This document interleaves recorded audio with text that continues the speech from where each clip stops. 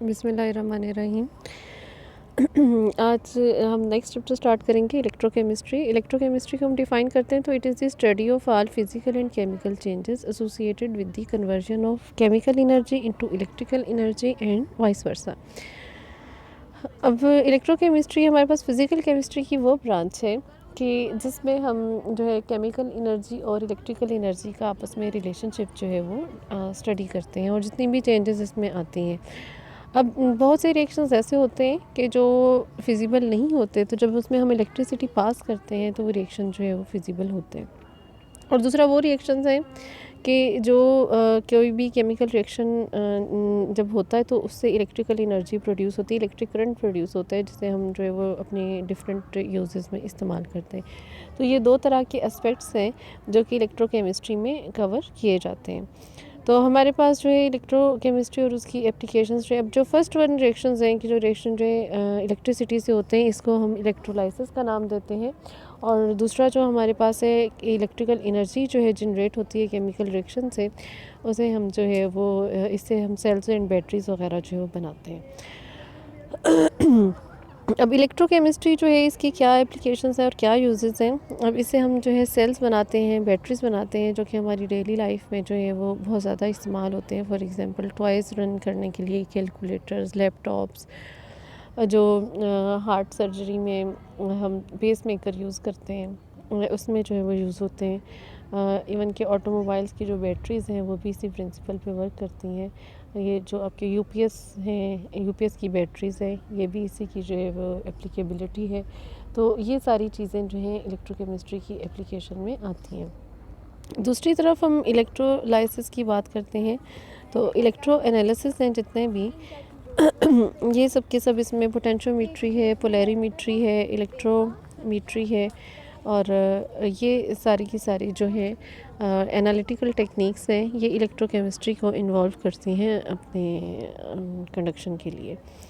तो ये हमारे पास इसका जो है वो स्कोप है या इसके जो है वो यूजेस हैं इलेक्ट्रोकेमिस्ट्री के। इसके बाद डिफरेंट टर्मिनोलॉजीज़ हैं जो बेसिक सब्जेक्ट मैटर है उसके लिए। तो उसमें सबसे पहले जो है हमारे पास टर्म आती है वो है कंडक्टर्स एंड इंसुलेटर्स की। कंडक्टर्स को हम डिफ़ाइन करें तो conductors are those substances which allow the passage of electric current through them are called the conductors. Conductors वो सब्सटेंसेस हैं कि जिनमें से इलेक्ट्रिसिटी या इलेक्ट्रिक करंट पास कर सके, और इंसुलेटर्स वो सब्सटेंसेस हैं जिनमें से इलेक्ट्रिक करंट पास नहीं हो सकता। तो ये दो मेन कैटेगरीज हैं कंडक्टर एंड इंसुलेटर्स की। कंडक्टर्स की एग्जांपल हमारे पास जो है हमारे पास जो है मेटल्स हैं, अलॉयज़ हैं और डिफरेंट सॉल्यूशंस हैं। अब कंडक्टर्स जो है इनकी भी दो मेन टाइप्स हैं। एक फर्स्ट वन जो है ये मेटेलिक कंडक्टर्स हैं और दूसरे जो है हमारे पास जो है इलेक्ट्रोलिटिक कंडक्टर है। अब मेटेलिक कंडक्टर्स जो हैं ये इलेक्ट्रिक करंट इनमें जो है वो पास होता है due to movement of free electrons from a high negative potential to lower potential without producing any chemical reaction और केमिकल चेंज।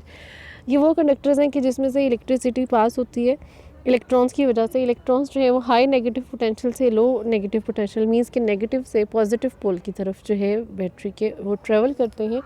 और जब इलेक्ट्रिक करंट पास होता है किसी चीज़ में से तो उसमें किसी किस्म का कोई केमिकल चेंज नहीं आता। फॉर एग्जांपल अब आप इसमें जो ऑर्डिनरी यूज़ करते हैं कॉपर वायर्स हैं, सिल्वर है, तो इनमें आप देखेंगे कि एक वायर है उसमें से करंट जब पास हो जाता है तो उसके बाद जो है उसमें कोई भी चेंज नहीं आता, वो ऐसे रहती है और बार बार करंट जो है उसमें हम पास कर सकते हैं। तो इसी तरह से अब मेटेलिक कंडक्टर्स में मेटल्स आ जाती हैं, एलॉयज़ आ जाते हैं। फॉर एग्जांपल कुछ जो है वो एलिमेंट्स हैं जैसे ग्रेफाइट है, मेटेलिक सॉल्ट्स हैं जैसे कॉपर सल्फाइड है, कैडमियम सल्फाइड है, ये आ जाते हैं मेटेलिक कंडक्टर में। दूसरी तरह के कंडक्टर्स हमारे पास इलेक्ट्रोलिटिक कंडक्टर्स हैं। इलेक्ट्रोलिटिक कंडक्टर्स वो कंडक्टर्स हैं कि जिसमें जो करंट है वो आयंस के माइग्रेशन या आयंस के एक्सचेंज की वजह से होता है और ऑपोजिटली चार्ज्ड आयंस जो है वो ट्रेवल करते हैं अपने जो है रिलेटिव इलेक्ट्रोड की तरफ, और जब इनकी मूवमेंट होती है और ये करंट पास होता है तो उसमें हमेशा जो है वो एक केमिकल चेंज जो है वो इलेक्ट्रोड्स पे ज़रूर होता है।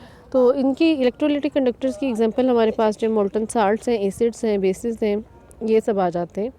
मेटेलिक कंडक्टर्स और इलेक्ट्रोलाइटिक कंडक्टर्स में डिफरेंस अब क्या है, दोनों में अगर हम कंपैरिजन करें, जो मेटेलिक कंडक्टर्स है इसमें करंट जो है वो इलेक्ट्रॉन की फ़्लो की वजह से जो है वो पॉसिबल होता है, जबकि इलेक्ट्रोलाइटिक कंडक्टर्स में आयंस हैं, पॉजिटिव आयंस हैं, नेगेटिव आयंस हैं, इनकी वजह से करंट जो है वो फ़्लो होता है। मेटेलिक कंडक्टर्स में जब करंट फ़्लो होता है तो उसमें कोई भी केमिकल चेंज प्रोड्यूस नहीं होता, जबकि इलेक्ट्रिकल कंडक्टर्स जो हैं, इलेक्ट्रोलाइटिक कंडक्टर्स जो हैं, उसमें केमिकल रिएक्शन जो है वो इलेक्ट्रोड्स पर होता है। इसमें जो इलेक्ट्रिकल कंडक्टर है, मेटेलिक कंडक्टर्स जो हैं, इसमें जो है मैटर का एक्सचेंज नहीं होता, जबकि जो हमारे पास इलेक्ट्रोलाइटिक कंडक्टर हैं, इसमें आयंस जब मूव करते हैं एक इलेक्ट्रोड पे या दूसरे इलेक्ट्रोड पे, तो उसमें मैटर का एक्सचेंज जो है वो होता है।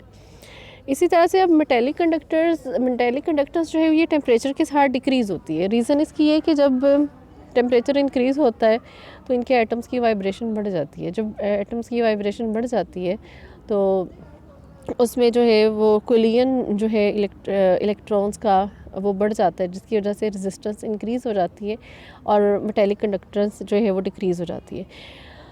जबकि जब हम बात करते हैं इसकी इलेक्ट्रोलाइटिक कंडक्टेंस की, तो ये टेम्परेचर के साथ इंक्रीज़ होती है। इसमें आयनिक मोबिलिटीज़ इन्वॉल्व होती हैं। जब ये जो चार्ज पार्टिकल्स हैं, आयंस हैं, जब टेम्परेचर इंक्रीज़ होता है तो इनकी वेलोसिटीज़ जो हैं वो बढ़ जाती हैं। वेलोसिटीज़ बढ़ने से इनकी जो रेट ऑफ माइग्रेशन है वो बढ़ जाता है।